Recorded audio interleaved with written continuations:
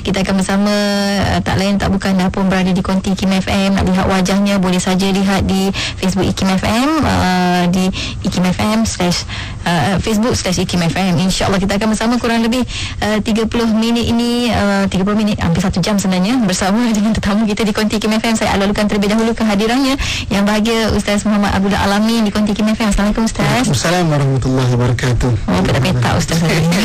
Kau je. Oh, petak kau je, masya-Allah.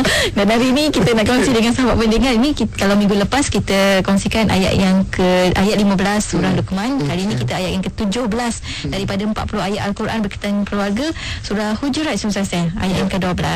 Mungkin sebagai permulaan pendahuluan perkongsian kita, silakan Ustaz. Bismillahirrahmanirrahim. Assalamualaikum warahmatullahi wabarakatuh. Alhamdulillah wassalatu wassalamu ala Rasulillah wa ala alihi wa sahbihi wa man tabi'ahu wa man nasarahu wa wala. Hadiramati Allah, DJ Kak Yati, seterusnya kepada seluruh ibu-ibu, ayah-ayah saya sayangi, abang-abang, kakak serta adik-adik yang saya doakan yang kebaikan sekalian.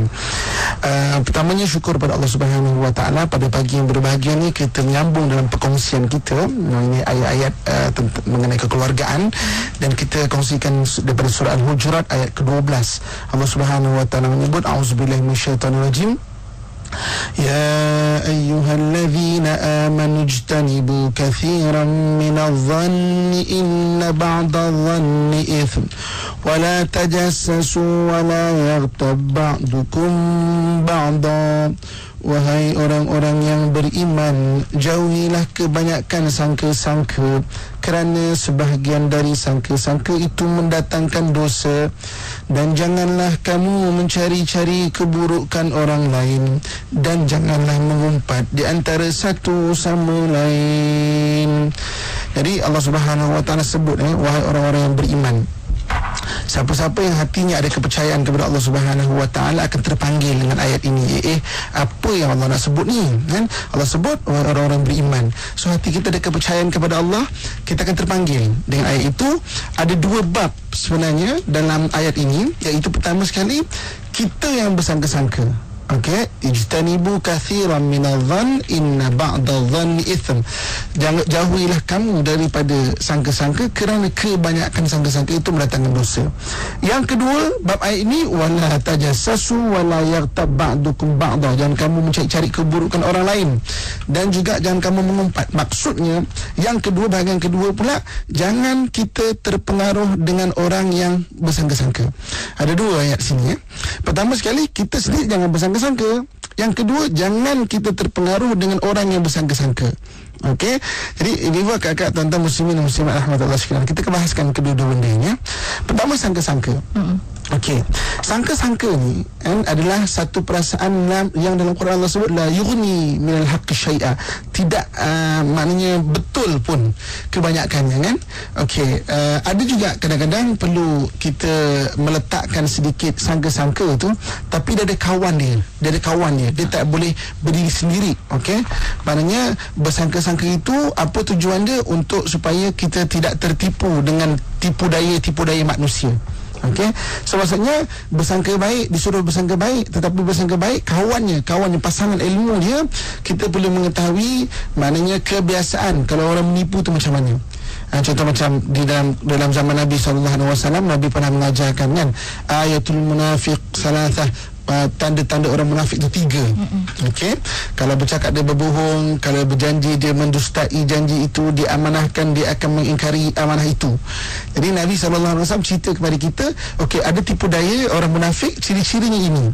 Tidak semestinya orang berbohong itu munafik, tapi kebiasaannya orang munafik itu adalah berbohong. Okey.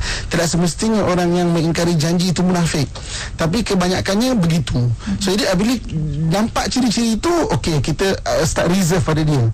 So maksudnya bersangka baik dengan memahami tipu daya manusia. Macam zaman Nabi pun Nabi ada pesan macam tu. Lebih-lebih lagi zaman sekarang kan banyak tipu daya kan. Zaman sekarang ni dengan sengih orang tipu kita tau. Dengan sengih orang tipu kita. Pakcik Goris dah menang ni pakcik. Pakcik no, orang sana tu menang kereta pakcik. Dia tak cerita kereta mainan kita apa kan. Menang kereta pakcik oi. So jadi dengan sengih dia tipu kita. So kita memahami benda itu.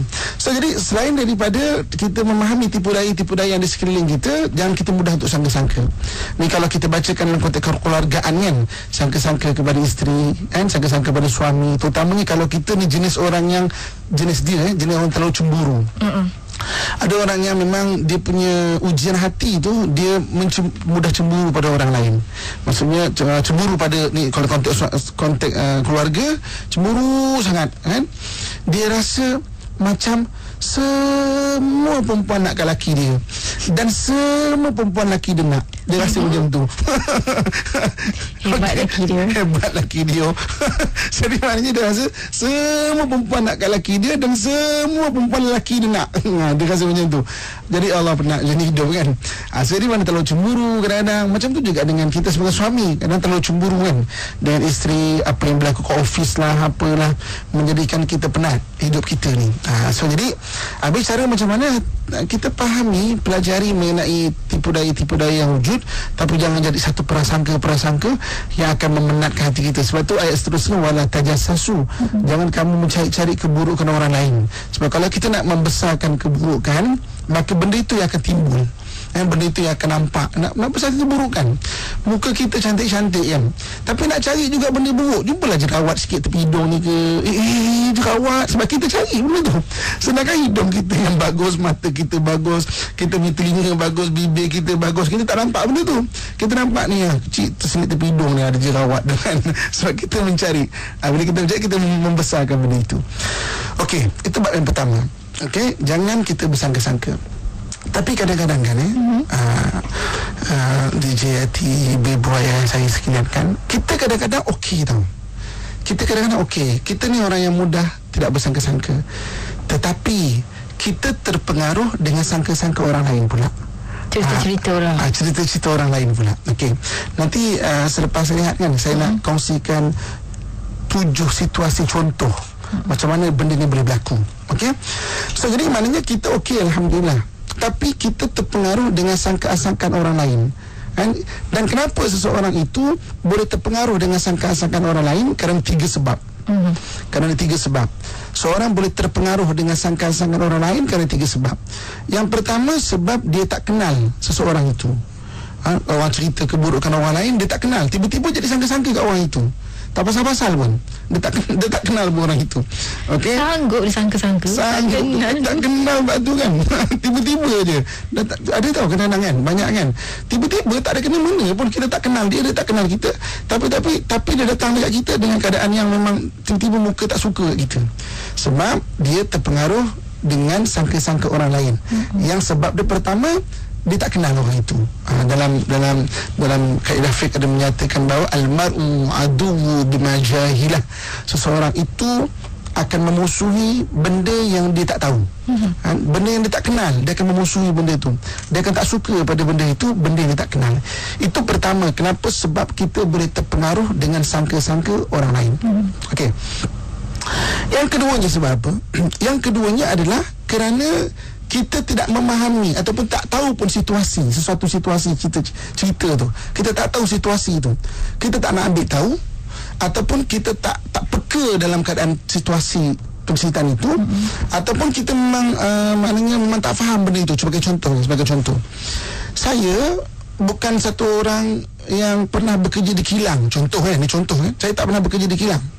Datang kawan saya cerita, kau tahu tak, kilang ni apalah kan, tak sukalah, memang bos dia teruk, pekerjaan teruk, sistem teruk. Saya tak tahu pun kan. Orang yang datang dekat saya tu ceritakan situasi itu, situasi yang saya tak faham, situasi yang saya tidak cuba memahami, atau bukan dalam situasi saya. Tak boleh nak gambarkan. So gambaran yang diberi pada orang lain menyebabkan kita akan terikut dengan sangka-sangka dia tu, gambaran orang yang beri pada kita tu kan. So jadi kita tak tahu kan, kita tak ada dalam situasi itu, tapi kita digambarkan buruknya benda itu, maka kita akan terpengaruh dengan sangka-sangka orang itu. Itu sebab yang kedua. Nanti bila kita lihat situasi-situasi dalam realiti rumah tangga, kita insya-Allah akan faham tiga sebab ini kan. Dan sebab yang ketiga iaitu apabila seseorang itu tidak ada pendirian. Kita ni hidup ni ada pendirian. Apa pendirian yang kita nak ada dalam hidup kita? Dalam mendengar sesuatu berita, pendirian yang Quran ajarkan. Apa dia?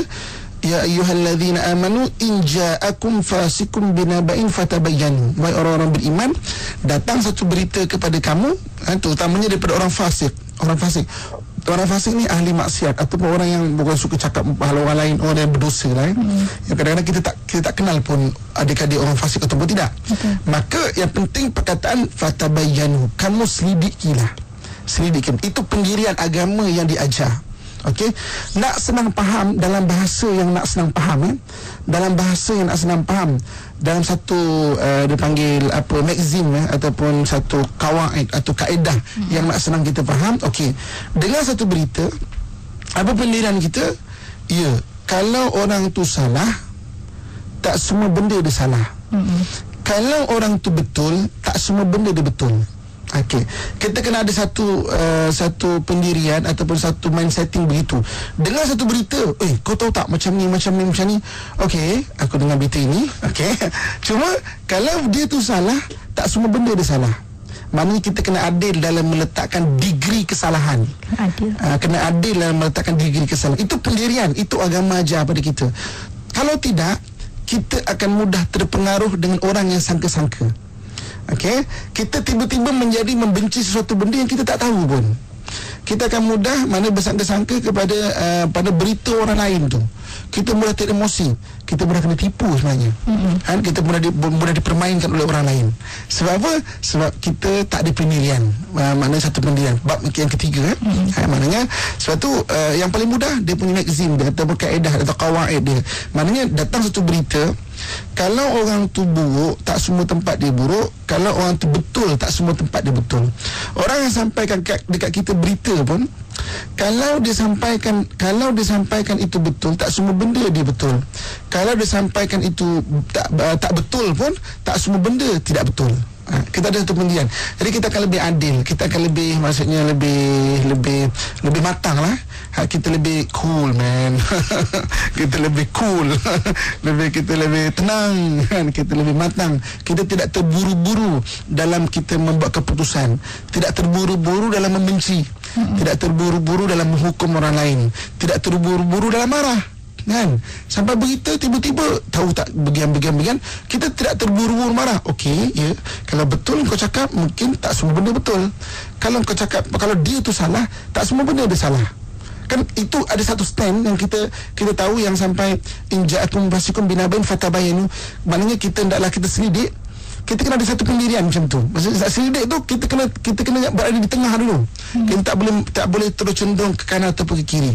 Okey, jadi ibu kakak tuan-tuan muslimat rahmatullah sekalian, dalam situasi rumah tangga itu utamanya, pertamanya ni sebab ayat ni umum, tapi kita bicara mengenai rumah tangga, jangan mudah sangka buruk. Yang kedua, jangan terpengaruh dengan orang-orang yang bersangka-sangka. Jangan terpengaruh. Dan kita kongsikan kenapa seorang itu mudah terpengaruh. 3 sebab. Yang pertamanya, kerana dia tak kenal orang itu. Yang keduanya, dia tidak memahami pun situasi itu. Dia tak faham. Jadi bila orang cerita, ya ke? Sebab dia tak faham. Dia lebih lagi dia orang tu. Sebab dia tak faham situasi itu. Dia tak dapat gambaran apa benda dia. Okey? Dan juga maksudnya yang ketiganya, kerana tak ada pendirian. Takrifan pendirian di sini, pendirian yang agama ajar. Agama ajar. Apa berita fatabayyanu, hendaklah kita selidik berita itu dan nak senang fahamkan. Maksudnya untuk kita adakan pendirian, apabila orang cakap itu benda, tak semua benda dia tu betul. Orang tu salah, tak semua benda itu salah. Jadi kita lebih tenang, kita lebih matang, kita lebih tidak cenderung untuk cepat menghukum seseorang itu. Ya, insya-Allah. Jangan penatkan diri bersangka-sangka, jangan hidup-hidup kena tipu, mati-mati kita percaya. Itu yang paling takut sebenarnya Ustaz. Tapi apa pun, untuk anda lepas ni kita ada 7 situasi yang terpengaruh dengan bersangka-sangka ni. Tapi untuk itu semua dan juga soalan daripada anda, boleh saja hubungi talian di 03-6205-1500 di WhatsApp kami di 0112900404 ataupun di Facebook. InsyaAllah kita akan raikan satu persatu mana yang sempat. InsyaAllah kita akan mencari khas seketika kembali selepas ini untuk Pesona di Zara. Alhamdulillah kita bersiaran waktu ini. Kita sambung lagi ya untuk bersama Zara bersama dengan yang bahagia Ustaz Muhammad Abdul Alamin di Konti Kim FM. Nak cerita tentang apa? Hari ini kita sambung lagi Ustaz ya, cerita tentang ayat yang ke-17 daripada 40 ayat Al-Quran berkaitan keluarga. Hari ini surah Hujurat ayat yang ke-12 tentang bersangka-sangka. Orang suka ni Ustaz bersangka-sangka. Kalau tak sangka orang tu bersangka dengan kita. Itulah. Kadang kita pun tak sangka dia sangka gitu. Ya. Bersambungan sikit Ustaz. Yang tadi 7 situasi terpengaruh dengan bersangka-sangka kita tak kupaskan lagi. Okey, ini dua kakak tentang muslimin dan muslimat rahmatullah sekalian. Untuk memahami, saya cuba bawa situasi. Okey, untuk kita faham. Dan kita akan kaitkan terus dengan apa kita pelajari pada hari ini, iaitu 3 sebab. Saya tak bahas banyak mengenai kita bersangka-sangka. Ustaz lain insya-Allah banyak bahaskan. Saya nak bahaskan kita terpengaruh dengan orang yang bersangka-sangka. Okey. Okey, situasi pertama untuk senang fahamkan. Situasi pertama. Ini situasi lebih umum lagi. Katakan ya, saya berbual dengan DJ Kak Yati. Okey. Saya berbual, lepas tu DJ Kak Yati kata, Ustaz, tahu tak apa dia? Saya semalam beli telkung, contoh kan, ataupun saya beli ni lah kat Bazar Ramadan. Bazar Ramadan. Makanan saya beli kat Bazar Ramadan situ kan. Apalah orang itu dengan tak ramah, sombong, action lah apa semua. Jangan belilah kat kedai dia. Okey. Jangan beli kat kedai dia. Bazar Ramadan dekat Baghdad. Jauh tu. Okey, dekat kota Baghdad. Okey. Saya tengok, pertama kita tengok kenapa kita terpengaruh kan. Pertama saya tak kenal orang itu. Kan? Oh ya ke? Siapa tu? Alah, kedai nombor sekian. Nombor 350. Kalau kita sebut nombor 50, Bazar Ramadan kan ada nombor 50. Lah Ustaz kata kedai saya kata 350 ni memang Bazar Ramadan besar macam ni. Semua kat Baghdad ni. Semua kat Baghdad ni kan. Saya tak kenal orang itu. Yang keduanya, saya tak faham situasi itu.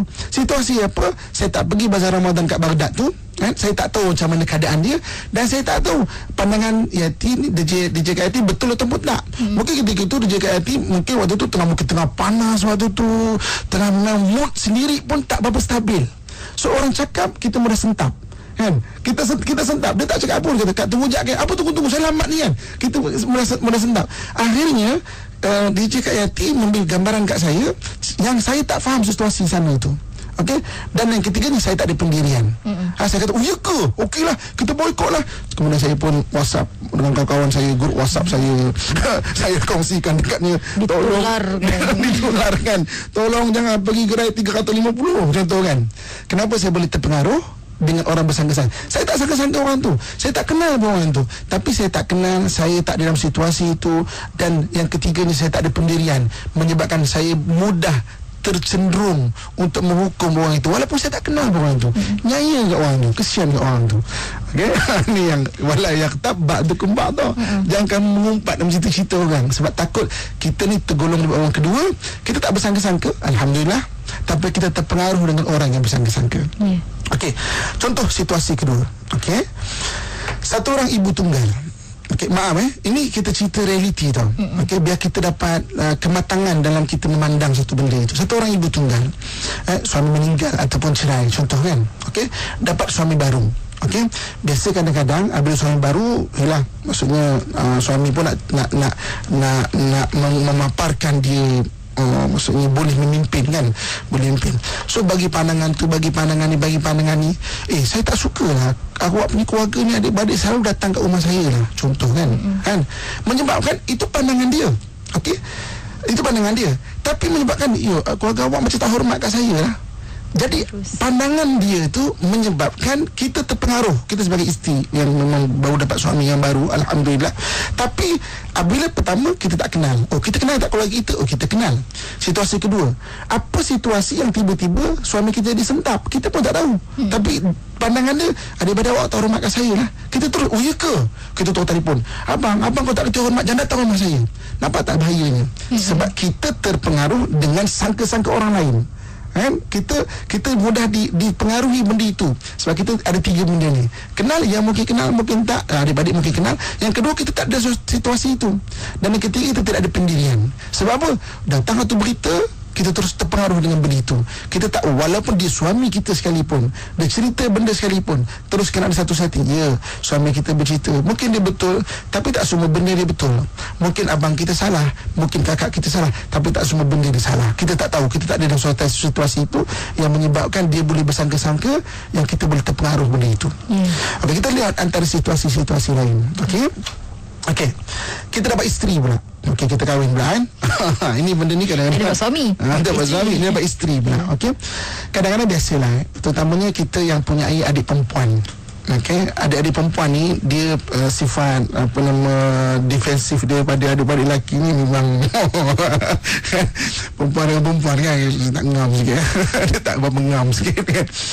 So kita sebagai seorang suami, isteri kita gaduh kita, abang, saya malah nak balik rumah abang abang. Sebab apa? Saya balik rumah abang ni, adik-adik abang tak hormatkan saya lah. Saya tak nak. Okey, pertama sekali balik pada rule tadi. Kita kenal tak adik-adik kita? Okey, kita kenal. Kita ada tak dalam situasi itu? Kita tak tahu apa yang menyebabkan isteri itu sentap. Kita betul kata, ya ke? Tak apalah, terus menangkan isteri itu. Sebab kita masuk golongan ketiga, tidak ada pendirian. Kita tak ada pendirian, kita tidak matang dalam menimbang satu benda tu. Dengan satu cerita, kita berturut lebih kembang hidung daripada isteri itu. Lebih kembang hidung daripada isteri itu. Okey, lebih-lebih lagi apabila isteri kita itu bercerita bagi persepsi dia sangka-sangka pada mak ayah kita. Lebih-lebih lagi. Ada kadang-kadang hari ni isteri yang memang, bang, mak abang ni macam, bang, tak apalah bang, mak abang tak sayang kat saya, tak apalah mak abang. Itu sangka-sangka dia. Kenapa kita perlu terpengaruh dengan sangka-sangka dia? Kan? Sebab apa? 3 sebab tadi tu. Kenal ke tidak? Kenal. Okey. Oh, kita ada tak ada situasi itu? Apa contohnya? Alah abang, dia waktu nak buka puasa ni macam dia buat tak tahu kat saya. Betul ke dia buat tak tahu? Jangan-jangan mak ayah tu macam tengah penat, macam tengah dah lah kita sebagai isteri kita tak tolong nak mengidang kan, duduk macam bos contoh lah kan, duduk macam tetamu macam tetamu kan. Lepas tu mak ayah memang penat petang-petang. Sangka-sangka dia tu dia cuba pengaruhi kita. Kalau kita tak ada pendirian dan tak memahami situasi, kadang kita tak nak memahami, ataupun kita duduk kedai, kita duduk dengan kawan, kita duduk berbual dengan kawan kat luar, kita tak ada situasi itu, kita mudah untuk cenderung untuk menghukum. Dah jadi macam kita jadi tersangka-sangka dan sebagainya. Okey, situasi keempat, kita kongsikan situasi biar kita lebih faham. Okey, kita dapat isteri yang baru. Okey, maknanya isteri lama meninggal. Sejuk sikit kan. Dah boleh berkembang hidup. Sabar. Ini kita kongsikan sebab realiti kehidupan masyarakat. Biar kita ada kematangan. Okey, biasalah dapat mak baru, anak-anak kita dah besar. Kadang-kadang anak-anak pun kadang-kadang nak mesra kepada mak baru dia, makan masa. Makan masa kadang. Dia bukan handphone ataupun komputer yang ada button automatic on off on kan. Okey sayang, on sayang, terus tak. Dia adalah manusia yang perlukan masa kan kadang-kadang. Okey, kita sebagai isteri baru kita yang ada dalam rumah kita, mak dia dah meninggal, anak-anak kita besar-besar dah, memang makan masa. Tiba-tiba isteri kita kata, mak bang, anak-anak abang tak hormat kat saya lah bang, dia kata saya macam ni, dia kata saya macam ni, dia kata saya macam ni. Kalau kita tak ada pendirian, tiba-tiba kita akan memarahi anak-anak kita tadi tu, tak pasal pun kan. Kadang-kadang tiba-tiba kita kalau tak ada pendirian, tak kenal, tak ada dalam situasi itu. Situasi apa? Tak ada sangka saya ni tak kena kemas rumah lah kan. Dia sangka saya macam tak hirau kat abang lah. Kalau saya nak keluar, saya memang bermakeup lah, tapi kat rumah macam tak jaga lah. Itu kan isteri yang sebut cerita. Apakah betul atau tidak? Jadi kita yang mudah sangka-sangka macam, ya ke? Tahu telefon anak, kau bapak tak redha kau. Kalau dia kata kau tak minta dengan mak ni, tak pasal anak tu. Kenapa ni? Apa yang berlaku ni kan? Betul. Sebab apa? Sebab kita bukan orang yang sangka-sangka. Kita terpengaruh dengan orang yang bersangka-sangka. Ini bahaya. Sebab kita tak ada pendirian, kita tak ada situasi itu, tak cuba memahami apa keadaan yang berlaku, ataupun kita tidak kenal. Okey, situasi seterusnya. Okey, situasi apa tadi? Situasi yang ketiga. Kelima. Okey, kita kahwin. Okey, adik-beradik kita tak suka dengan isteri kita.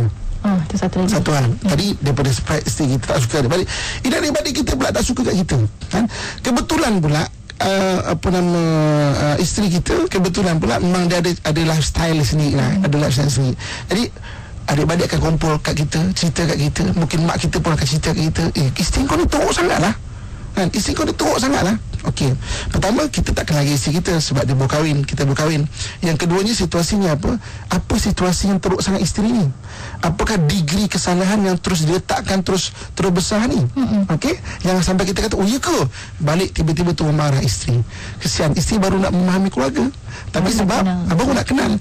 Tapi sebab kita tak ada pendirian. Yang ketiganya, dapat satu berita terus, ini memang betul, 100% betul, degree kesalahan 100% terus kita berikan. Maka kita tidak adil dalam menentukan satu benda. Okey, lagi dua. Okey, kita tak sihat. Ini banyak berlaku. Kita tak sihat. Okey, pergi pada orang-orang berubat.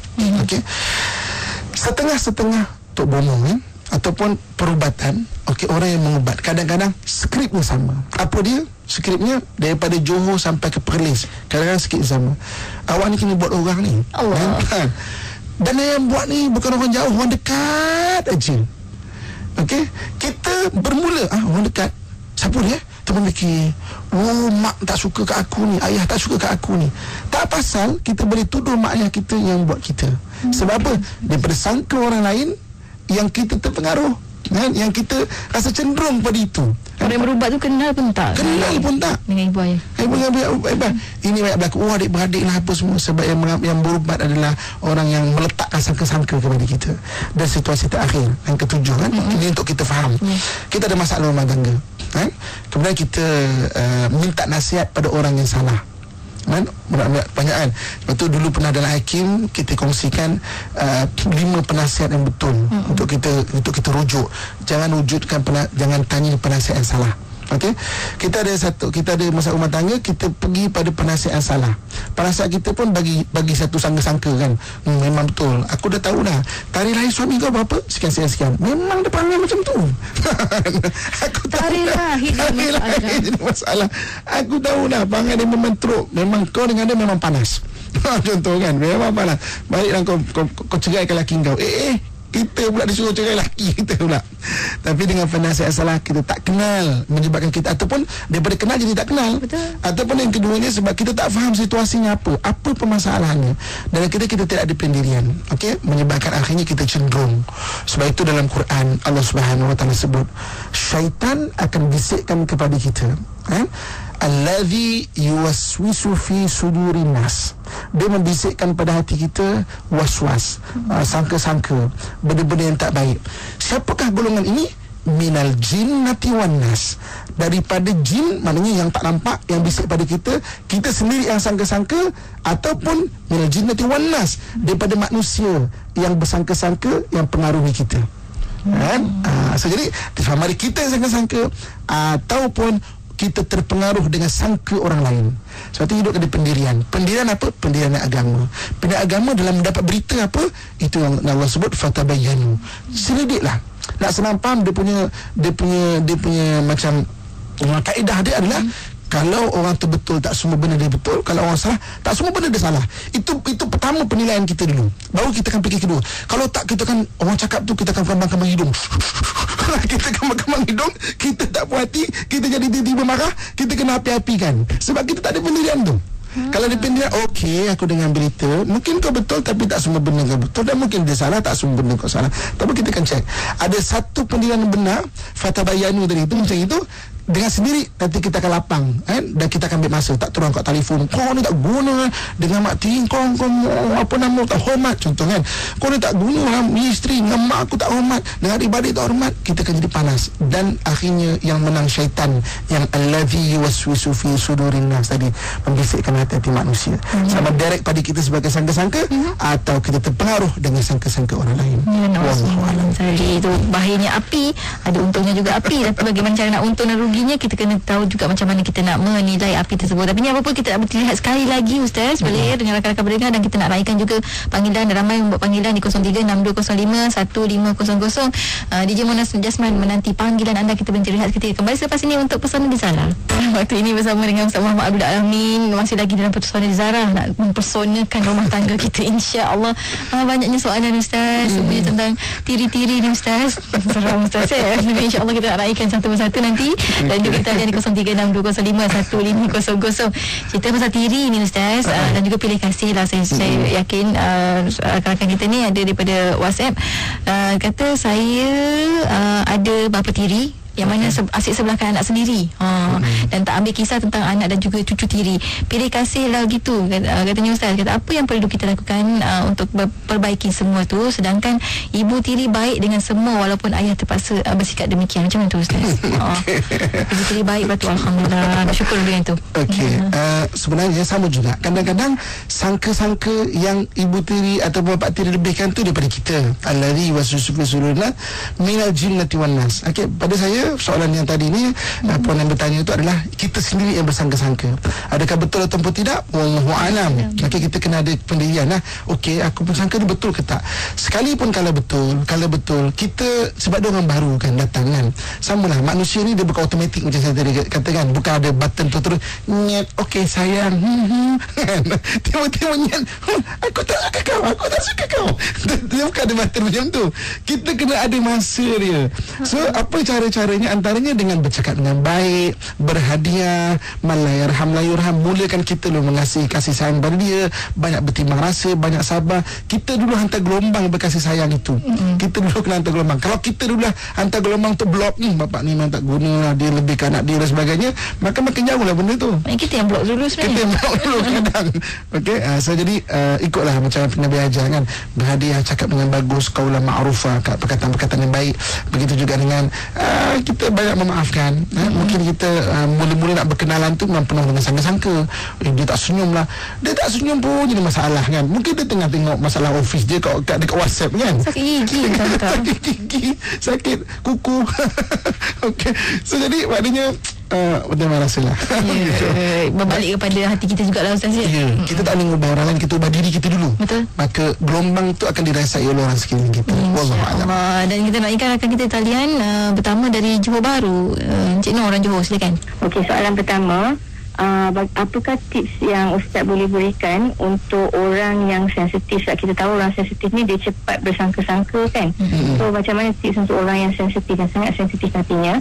Yang kedua, bagaimana pula kita nak hadapi bila ada konflik yang menyatakan bahawa apabila kita berbuat baik, kita cepat dibuli atau terananya. Itu sahaja, terima kasih. Kesian Ustaz tu. Pertamanya, setiap manusia tak sama. Ginilah, hari ni kalau saya nak pergi ke Europe lah pada bulan 12, bulan 1, dia punya cuaca takkan sama dengan Malaysia. Kalau saya pakai baju Melayu macam sekarang ni kan, saya pergi ke sana kan, maka kejung saya. Kejung sungguh. Kejung saya kat sana. Sebab apa? Situasi kat sana sangat sejuk. Kita pun daripada bulan 12 kita simpan baju-baju sejuk kita pergi Mekah pada bulan 6 ni, bawa segala baju sejuk kan. Kita pun pergi Mekah, bawa segala baju sejuk, kita pakai baju sejuk kat sana, kering kita pula sebab sana terlalu panas. So jadi maksudnya apa? Nak berhadapan dengan orang, setiap orang tak sama. Ada orang yang memang sensitif, dia memang jiwa dia sensitif, mudah sentak, mudah terasa.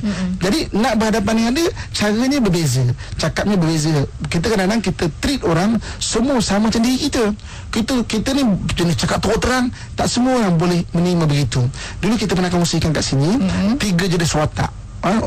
Saksiyah, hissiyah, orang telinga, orang mata dan orang hati. 3 benda ni kena faham cara kita approach dia ataupun cara nak berhubungan dia. Yang keduanya menghadapi konflik. Ada orang sebut cakap, alah aku buat baik bukan bully je kan sebenarnya. Kita berbuat baik, tapi kita buat baik, kita kena tahu batasan-batasan buat baik dia. Orang Melayu kita sebut kan, buat baik berpada-pada. Buat jahat jangan sekali kan.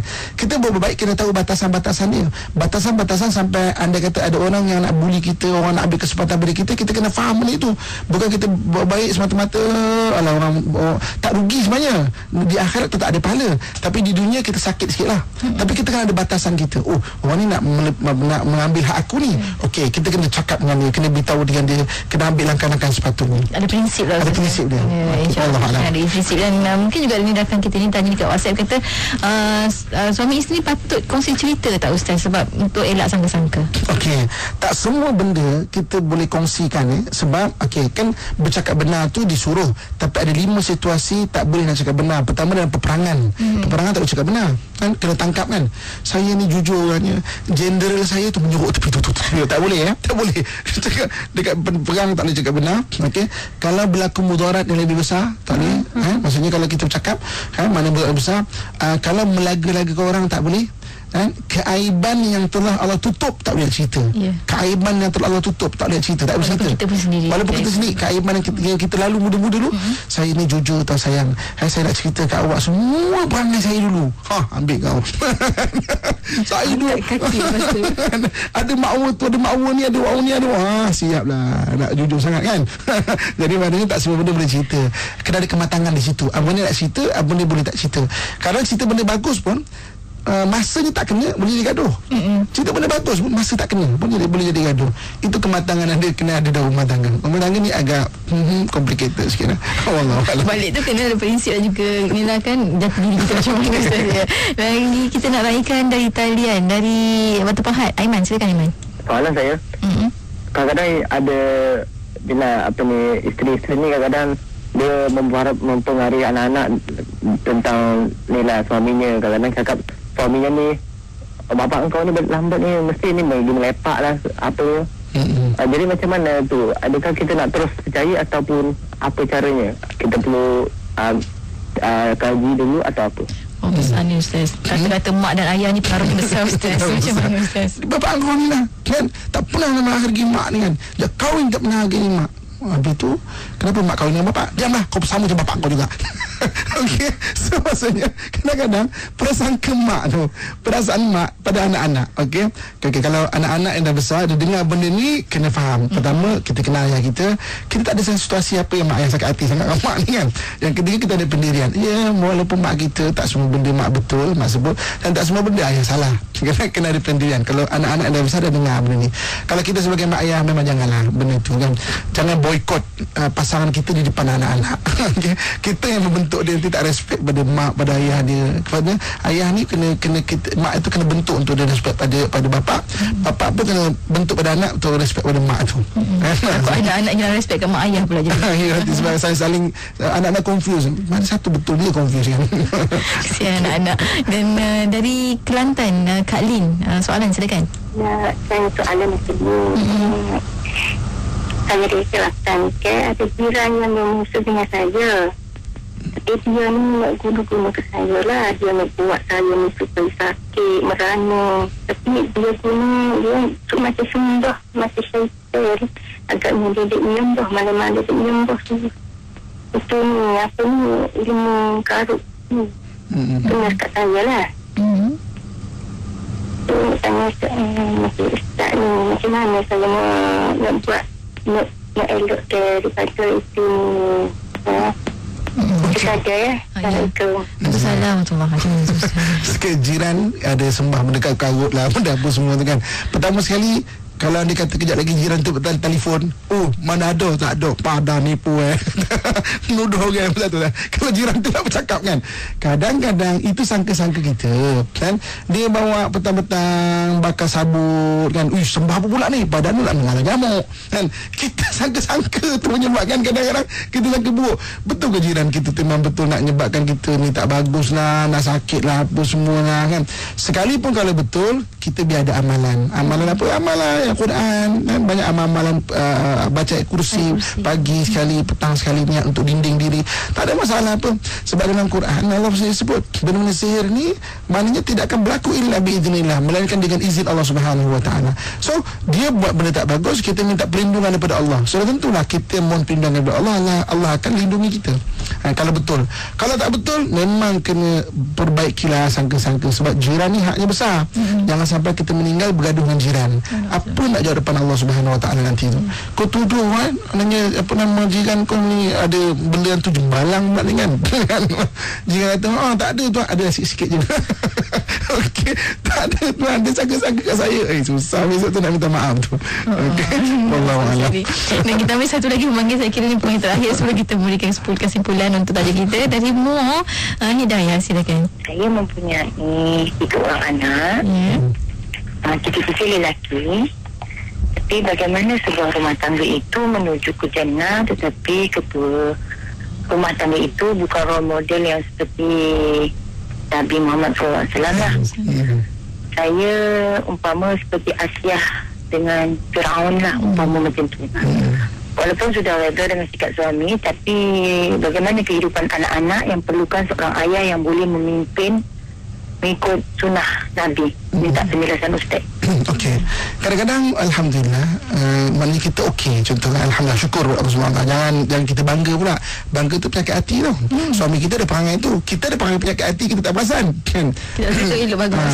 Saya memang okey lah contoh kan. Maknanya kita alhamdulillah syukur Allah punya aku baik. Dan mungkin juga keberadaan kita dalam keluarga suami adalah utusan Allah untuk baiki keluarga itu. Kan kita mungkin baik, mungkin keluarga suami itu sembahyang pun tak apa kata kan. Jadi maksudnya Allah SWT maknanya kahwin dengan kita tu, maknanya seorang macam suami tu teruk sangat dan kita okey, kita ada tanggungjawab dan ada tugasan untuk baiki suami dan keluarga dia. Cuma kadang-kadang kalau kita tak faham tugasan itu, kita rasa macam kita tension, apalah, kenapa lah aku kahwin dengan dia ni kan. Dan juga mungkin kita orang yang baik tapi slow motion, slow kan. Suami kita orang yang mungkin agamanya tak bagus tapi orangnya macam personality dia memang hebat lah contoh kan. Tapi dia tak beragama, sembahyang, tak apa semua. Jadi gabungan zuriat personality suami yang hebat dengan kita yang beragama, lahir anak yang hebat dan beragama. InsyaAllah, amin. Kan? Jadi taklah kita orang yang beragama tapi slow motion kan. Anak kita bagus alhamdulillah tapi agak slow motion juga kan. Ya Allah kurniakan tu untuk zuriat tu hebat keturunannya dan juga beragama, kan lagi maha hebat.